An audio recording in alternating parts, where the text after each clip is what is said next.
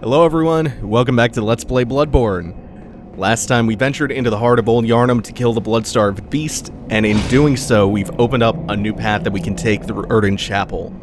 This path over here on the left, you know, is always accessible to us, so is the path right in front of you.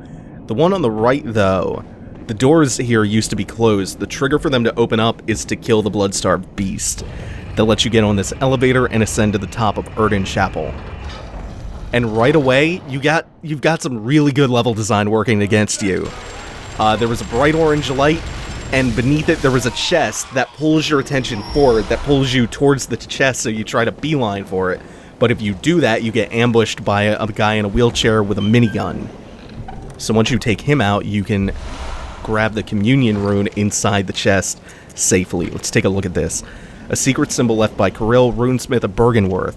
Several runes relate to blood, including communion, which raises the maximum number of blood vials one may carry.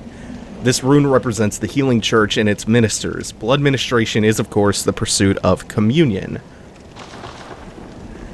That's the first Caryll rune that we've found. We can't equip these runes yet. Gameplay-wise, they're gonna act like rings. Ooh, yeah, I walked into it. That's what you want with that Kirkhammer charge attack. After we kill a certain boss, which is going to be coming up, let's see, I think it's 2 bosses from now, we'll be able to use those. But since we can't use them yet, let's talk about that description instead. Because it's all about communion. It's all about the church communing with what we have to assume is their deity, except we don't know who or what the church actually venerates. Up till now, it seems like they've been venerating the hunt, or blood itself, but no, blood is just kind of a medium for their communion. God damn, the L2 is so good on this thing! This moveset is actually really versatile for such such a big, slow weapon. All the movesets now are so versatile, because they've expanded the moveset so much. Yeah, it used to seem like, in the earlier part of the game, that the church worshipped blood itself, but no, they're just using blood as a method to commune with something greater. We hear the creak of a wheelchair up here. We know not to stick around. Guy in a wheelchair with a minigun again. There's some really nasty ambushes waiting for you up here, but they do foreshadow them. They do give you a chance to get your bearings, to not walk into a trap.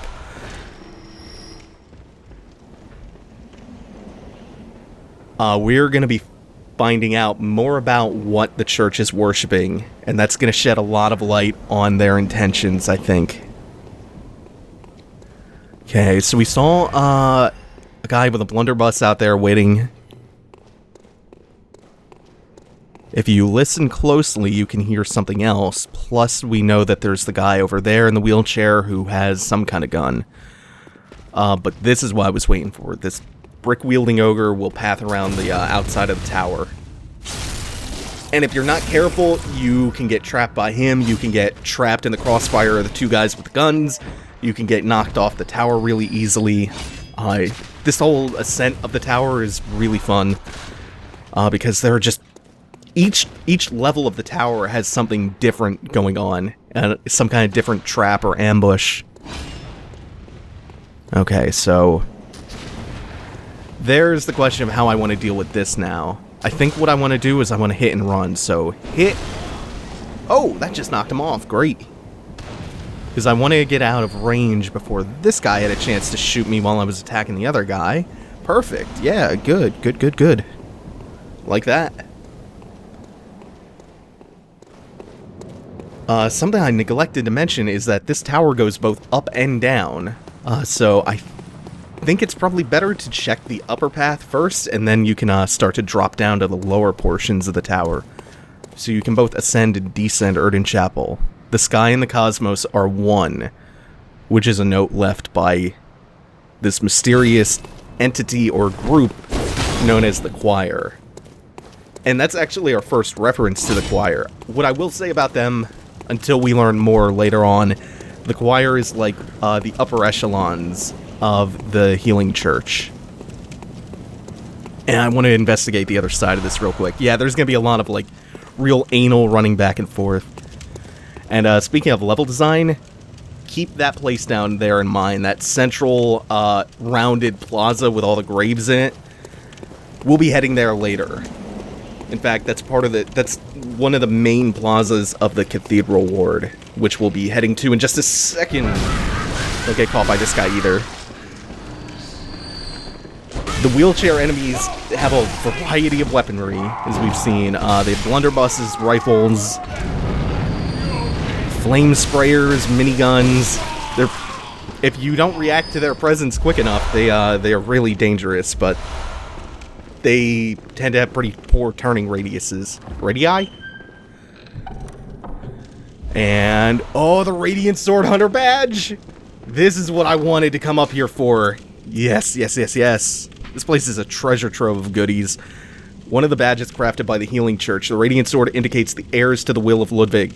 These hunters, also known as Holy Blades, are what remains of an ancient line of heroes that date back to a very early age of honor and chivalry.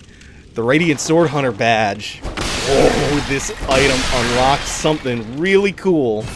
Actually, it unlocks 2 different weapons and maybe an armor set. I don't think the armor set's unlocked by it. We will get a rifle out of this, and we will get a sword. And that sword, if you played, I'm sure you're looking forward to seeing it. Again, if you haven't, we'll see that in a little bit. Now that we've kind of cleared out the upper half of the Upper Erdin Chapel spire, we can actually start to make our descent and go to the more dilapidated lower half of it.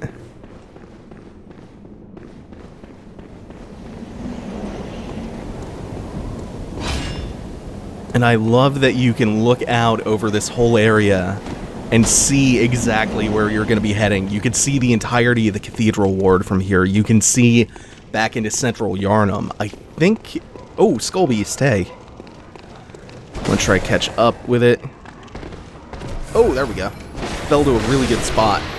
They don't run away quite as hard as the Crystal Lizards did in the Souls games, where in the Souls games they would just run straight off of cliffs and that would be a pain in the ass.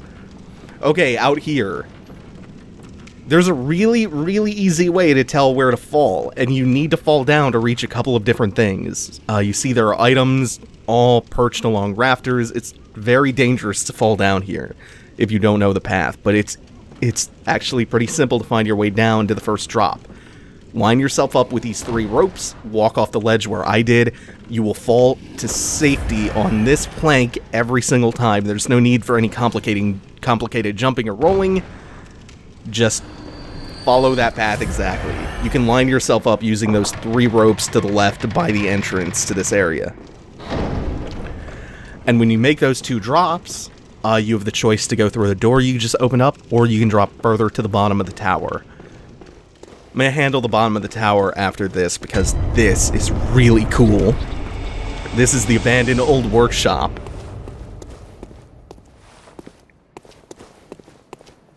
Is it starting to look a little bit familiar yet? Oh, this is such a cool reveal. We've been here before, because, as you can plainly see, this is the Hunter's Dream, or the area that the Hunter's Dream is based off of. This is the exact area to a T, except we've got a couple different treasures here, and it visually isn't quite exactly the same. A discarded doll's hat, likely a spare for dress-up. A deep love for the doll can be surmised of the fine craftsmanship of the article and the care with which it was kept. It borderlines on mania and exudes a slight warmth. I feel like that used to be in the description of the humanities from Dark Souls. Exudes a slight warmth. We get an old hunter bone from that. Take a look from that, at that. The bone of an old hunter whose name is lost. It is said that he was an apprentice to old Gurman and a practitioner of the art of quickening, a technique particular to the first hunters. It is most appropriate that hunters, carriers of the torch who are sustained by the dream, would tease an old art from his remains. That is essentially what magic is in Bloodborne. These items that you find with these really arcane-sounding names, Small hair ornament. They scale with arcane, they have arcane requirements, and they do some pretty cool stuff. That's essentially what magic is in this game. A small, very ordinary hair ornament. Although it's been lost for quite some time, one can still see the signs of the care with which it was, with which this tasteful ornament was once kept. Its color would stand out most brilliantly against a head of grayish hair. Who do we know like that? One more item in here that I kind of purposefully ignored. Actually, there's two really important things in here. That is an inert doll, an abandoned doll, just like the one we found at the beginning of the game. Not yet brought to life. Let's try to get, yeah, a head of grayish hair.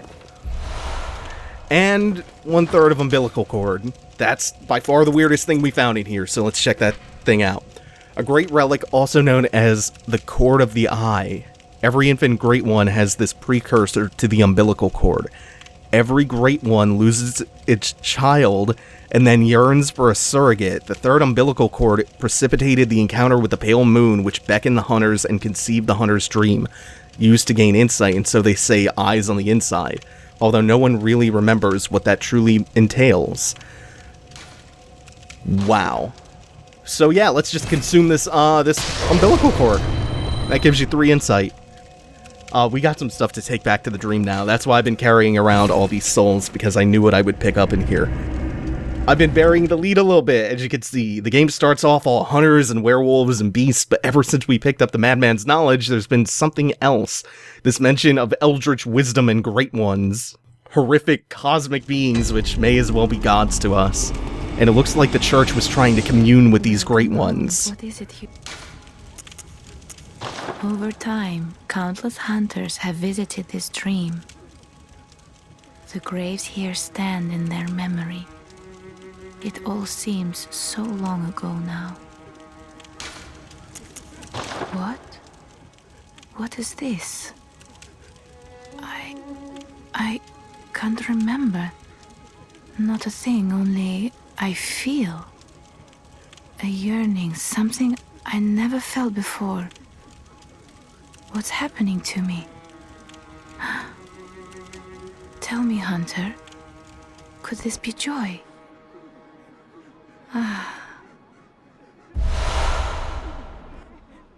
We get her tear stone for returning her hair ornament to her. Farewell, good. The game is foreshadowing some stuff that is heavily steeped in the Lovecraft mythos. And let's check that out. Silver Shining Tearstone, used to change into a droplet blood gem that fortifies any weapon. The doll sheds neither tears nor blood, and thus its nature remains unknown. Whoever thinks this is precious must be troubled by severe naivete. And we can turn that into a blood gem, which is the Tear Blood Gem, which I believe grants you HP regeneration for any item you equip it in. And being a droplet blood gem, you can equip it in any gemstone slot. Wait, this isn't what I want to do. This is the help command. Tear Blood, yeah. Okay, this is a level 8 gem. Droplet blood gems are special gems that adapt to various weapons and shapes. Created from a shining silver doll tear, this blood gem is quiet but unfaltering friend that continually restores HP, the life essence of a hunter. Perhaps the doll's creator had wished for such a friend, albeit in vain. I'm telling you, the abandoned workshop is a treasure trove for not only really cool items, but lore as well. We are learning a great deal here. And we're not done with that place either. I'm going to pick up the Hunter Chief Emblem in a second. A cloth emblem that belonged to the captain of the Church Hunters long ago opens the main gate that leads to the round plaza of the Great Cathedral. The main gate is shut tight on nights of the hunt and could only be opened from the other side with this emblem. In other words, the captain's return and this emblem determine the end of the hunt. So this is a key item. It's one way into the Cathedral Ward. The other way I'll show you momentarily. And we can buy Ludwig's Holy Blade, a trick weapon typically used by the Healing Church Hunters. It's said that the silver sword was employed by Ludwig, the first hunter of the church. When transformed, it combines with its sheath to form a great sword.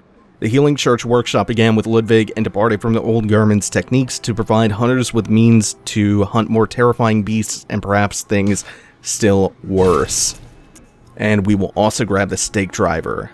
Do you have anything for us? Powder Keg. Stake Driver allows for high damage critical attacks. Difficult to use. Yeah, you get that for the powder keg badge that you get off of Gula or Jura. And then we also have Tomb Prospector stuff that's kind of expensive. Ludwig's rifle. We will grab that though. Check that out. Does it have anything new? Lax in range makes up for, wow, hit that backwards. Lax in reload speed makes up for in range. Several departures. Church anticipated much larger inhuman beasts. So even back then, but during the time of the first hunter, Ludwig, the church knew what was going to happen. They had some kind of inkling of what was to come.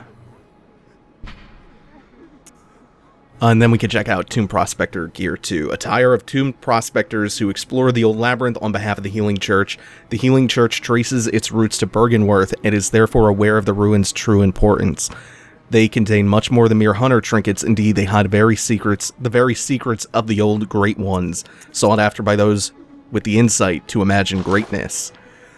Again, we get another reference to the old Great Ones, these eldritch cosmic horrors that the Healing Church seems to worship like gods and want to commune with. The Healing Church and the blood ministers who belong to it were once guardians of the hunters in the times of the hunter Ludwig. They worked and forged weapons in their unique workshop. Today, most ministers don't recall the hunters, but they have much to offer you. And so, heed the message of your forebears. Ascend to Erdene Chapel. Ascend to Erdene from... And now we know what he means about the church workshop and ascending to Erdene Chapel. Before we go back there, because there are still some more cool things up there, we're going to +3 Ludwig's Holy Blade, and we are also going to +3 the Stake Driver, because I did a little bit of material farming off camera, so I could do that. Ludwig's is a weapon that I love. Not as much as the Kirk Hammer, but it is formidable. And I know I promised this wasn't going to be another goddamn Souls game with me doing another greatsword build, but come on. It's so good, so cool. So what do we want in terms of gems? Man. Okay, so while I'm doing this, we got more mentions in the Tomb Prospector stuff of insight and this tomb, the series of tombs below Yharnam that the church found out about, and they commissioned prospectors to go down there and see what they could find and excavate. They found something related to their old Great Ones down there. And in fact, we know that the chalices come from the tombs, and that some of them surfaced up here in Yharnam, and a lot of them are still buried down in the tombs, the sacred tombs that Gehrman talked about before. Welcome. So, before I talk about the tombs, I'm not sure where to start, because this has been kind of overwhelming with all the items and the lore that we just uncovered. Let's start with the Hunter's Dream. My thoughts on the Hunter's Dream is that the Hunter's Dream is like a veil. To wake up from the dream is to see beyond it, to see past this illusion of a dream. The territory that you get into, which is very murky, is whether the dream, whether Yharnam, whether all this stuff is separate, whether it's a literal dream or not, whether it's kind of a figure of speech. And in that Lovecraftian tradition, that line is very, very blurry. It's not entirely clear what separates the boundaries of these two kind of planes of existence, the Hunter's Dream, Yharnam, and some stuff we'll encounter later on. My thoughts are that it's kind of it's like an illusion. And when you have enough insight, you can see the world for what it truly is. Insight, again, remember, represents your ability to see the world as it really is. It's the depth of inhuman knowledge. Dreams are, they're comforting. Maybe this is why you get a point of insight for visiting the old workshop. I didn't point that out, but yeah, if you watch, the insight ticks up when you discover the old workshop, the abandoned workshop, sorry. you're seeing the hunter's dream for what it really is, this abandoned old hunter's workshop for the healing church. You can also, very Firelink Shrine, like, you can step off the elevator and you come out here, where you'll get something pretty cool. And then you also get the mention of the third umbilical cord, which made mention of how the hunter's dream was even conceived in the first place. Some hunter had it, this pale moon beckoned to them, and the hunter's dream was conceived by their communion. Formless Erdin, a secret symbol left by Caryll, runesmith of Bergenworth. The Great One, Erdin, lacking form, exists only in voice and is symbolized by this rune. Those who memorize it enjoy a larger supply of Quicksilver bullets. Human or no, the oozing blood is a medium of the highest grade, and the essence of the Formless Great One, Erdin. Both Erdin and his inadvertent worshippers surreptitiously seek the precious blood. I also wanted to point this out because it's a mark that we didn't look at earlier. Dangling upside down Rune etched in one's mind, a symbol of power. This is kind of like your dark sign from Dark Souls. You lose your blood echoes and it acts otherwise as homeward bone. This is a straight up homeward bone. And again, dangling upside down Rune etched into the mind of a hunter. The image upon this parchment allows one to envision the rune with clarity. I also want to point out that this is just straight up the mark from Berserk, the cursed mark from Berserk. It's pretty much entirely what it is. You add like 2 or 3 lines to the top of it, and it's that mark on Guts' neck exactly.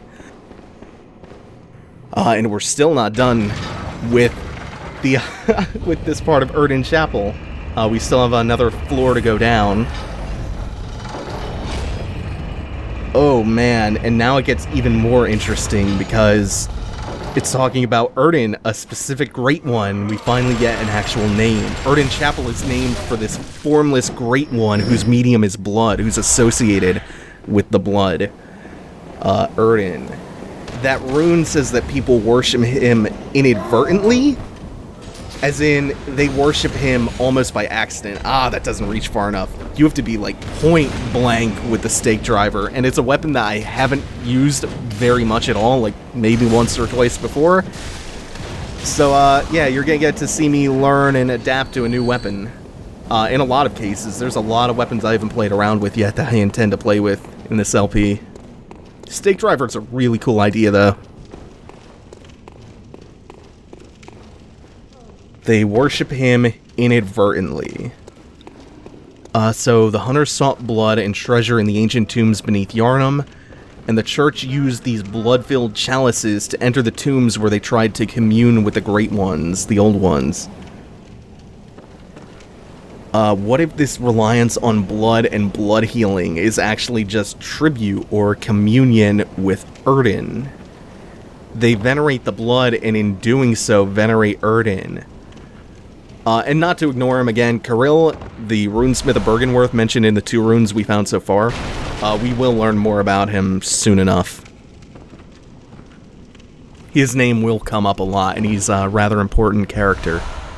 Madman's knowledge down here. And what we're heading towards is the bottom floor of Erdin Chapel. This is the only drop that kind of scares me.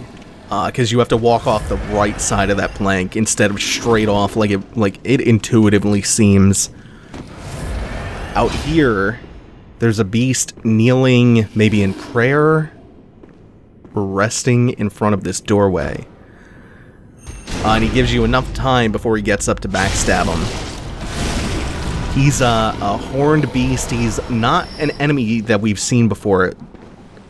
If you fight him straight up and you don't get a chance to backstab him and kill him immediately, yeah, he's almost ram-horned.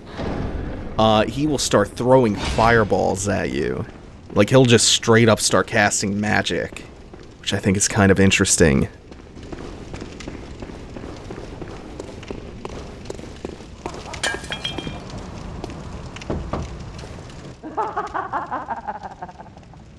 A night of curses.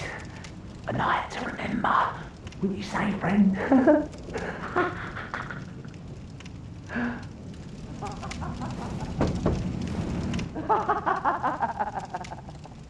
A night, will you say? What I'm kind of going back to in my head is the description in the Umbilical Cord that we got. There are 4 of those items in the game, by the way, just to talk about the more mechanical aspect of it, in how it affects gameplay, aside from consuming it and giving you insight.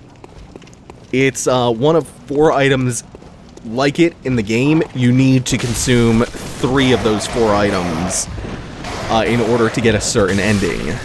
It's what people will typically refer to as the true ending of the game. I don't know how what the fuck is all this stuff? I don't know how canonical it is as a true ending, but it's what people seem to deem the true ending. Well-worn and losing its shape. It's weird. It's really weird for this stuff to be here.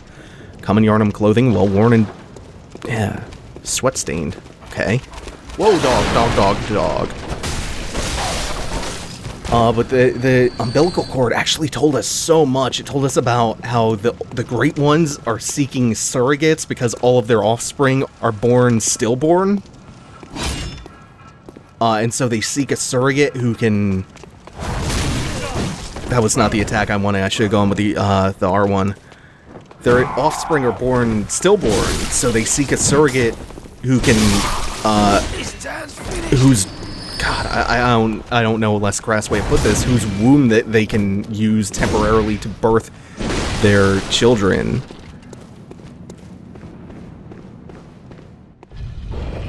And blood is the medium they seem to be working through. This elevator up here takes you the back way into the Cathedral Ward, so if you don't want to spend 10,000 blood echoes, you can just get to the Cathedral Ward this way after you've killed blood-starved beast. Or you could have purchased that 10,000 echo emblem to open up the gate, and you could have done the whole Cathedral Ward before even doing blood-starved beast, if you choose to do him at all. Again, he's optional. Yeah, we learned that about the Great Ones, about the surrogates and their offspring, which tells us a lot about them, to be honest.